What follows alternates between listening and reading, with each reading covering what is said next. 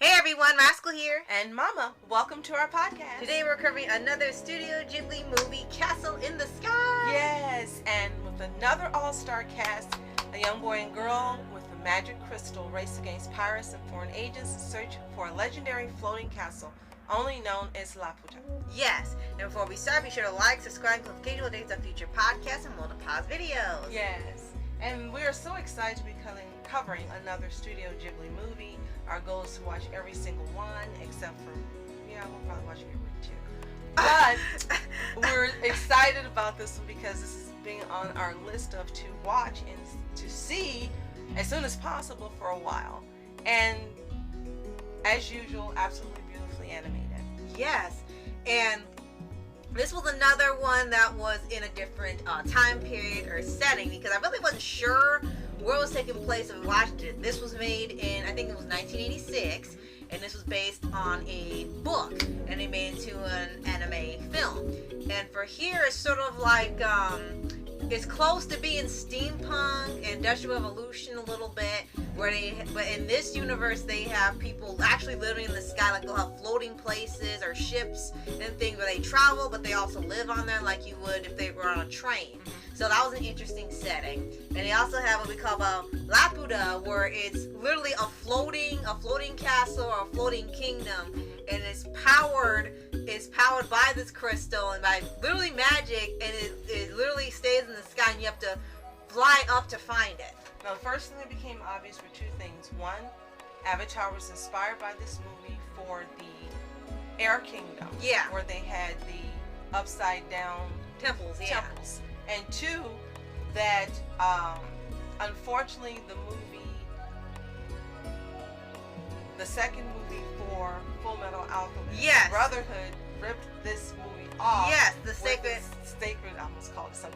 Star of Milos. Yes, because we mentioned, if you've seen our podcast for Sacred Star of Milos, we had told that whoever made it wanted to make it like a Miyazaki film, so they decided to rip off Nausicaa, the Valley of the Wind, and now also Castle in the Sky. It was the exact same castle. It's like, why are you trying to make Full Metal Alchemist a Studio Ghibli? It's not a Miyazaki work. Maybe they were hoping that, hey, if you haven't seen Castle in the Sky, you won't know the difference. And so many people said, I too have seen Castle in the Sky. It was so funny. So my recommendation, if you're gonna do that, at least make your product good. Right. I mean, we know the movies wasn't bad, so you rip off good elements from great movies and make a bad movie. Right. So getting back to here, two of the big stars in here. They had quite an all-star cast, but two of the biggest ones. Three would be Cloris Leachman. Yes. Mark Hamill as a villain, of course, and who was doing the boy again? I know you had mentioned it. It was Van something. I'm sorry.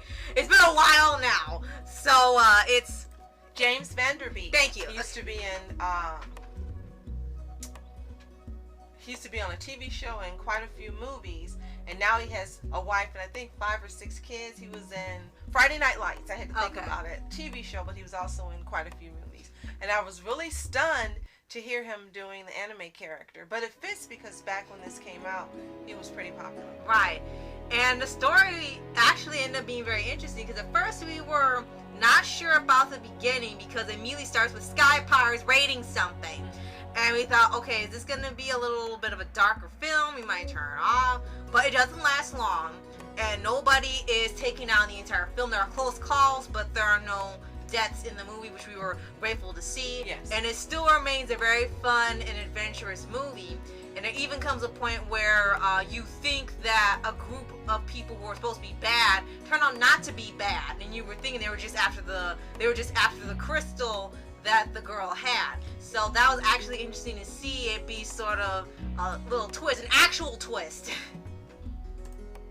Now, this movie also gave us different main characters that we've seen in any other Miyazaki movie. Neither of them had parents. Yeah. The boy was living in a lighthouse and taking care of that. Mm-hmm. And the girl... Oh, and his brother too, yeah. Well, they didn't have parents. And the girl fell out of the sky and he caught her. Yeah. And she didn't have any parents. Yeah. So it was the first time both protagonists were parentless, which was really odd. Right, because usually in Miyazaki films, they usually have both parents or at least one.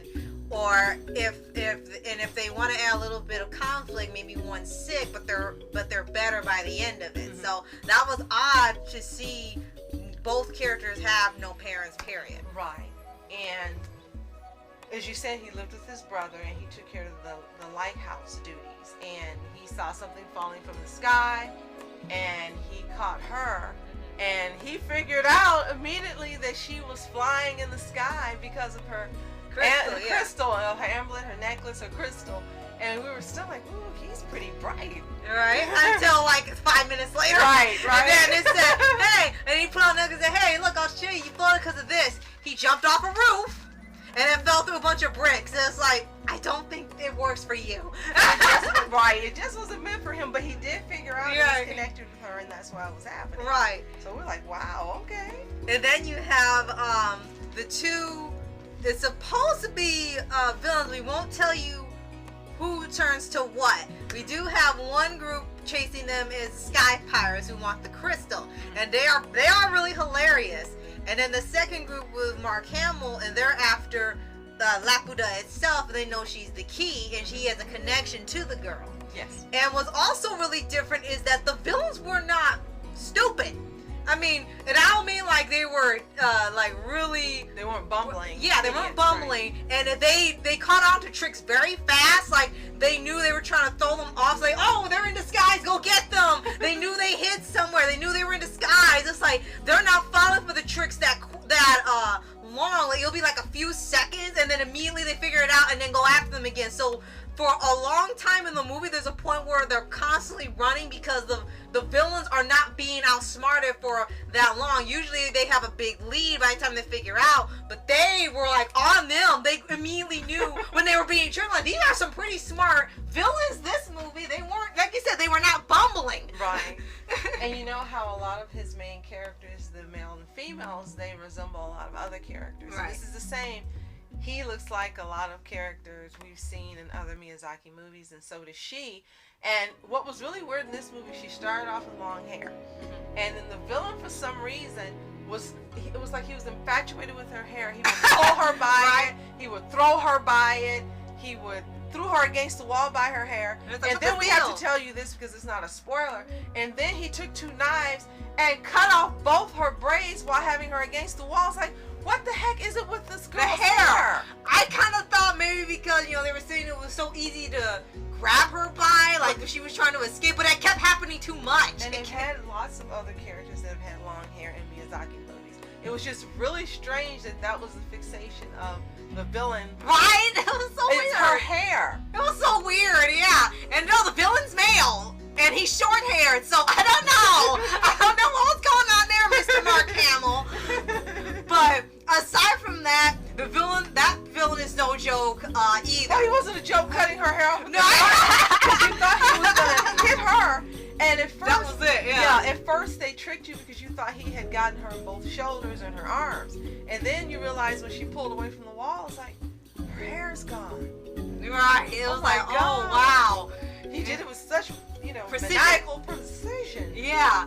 So with that, the entire movie is sort of like one big escalation from the time it starts. Like, it only slows down for a minute after the two meet, and after that it just keeps going and it keeps going and it keeps going and it just keeps escalating further and further. It gets crazy. They're fighting in the sky. They got giant robots because they introduced technology. The minute they introduced technology for the first time, let's use it as a weapon to something. It's like, can you experience machinery for 5 minutes without immediately thinking, let's use this against somebody?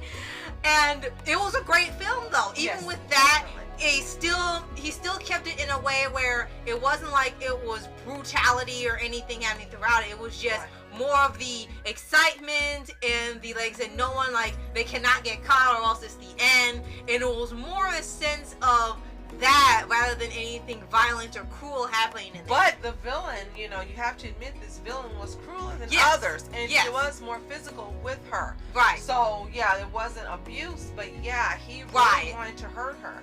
And even though he told her, just give me the crystal and I'll be gone, you knew that he was That was lying. going to be, yeah, that You was knew going to be the that end. he was going to take her out anyway.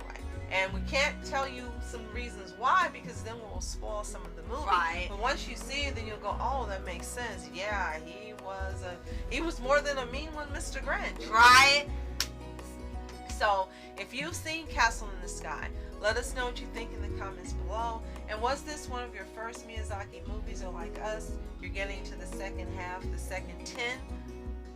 Let us know what you think. If you haven't seen it, check your local library. It's definitely available for sale on Amazon. If you live outside of the U.S., then you can see them all on Netflix. Yes, lucky. Yes. And be sure to like, subscribe, and notification for some future podcasts and World of Paws videos. And more Studio Ghibli movies. Yes. So, thank you so much for watching. I'm Rascal Entertainment. And I'm Mom Entertainment. Have a fantastic day. Peace. And reporters sitting flashing lights.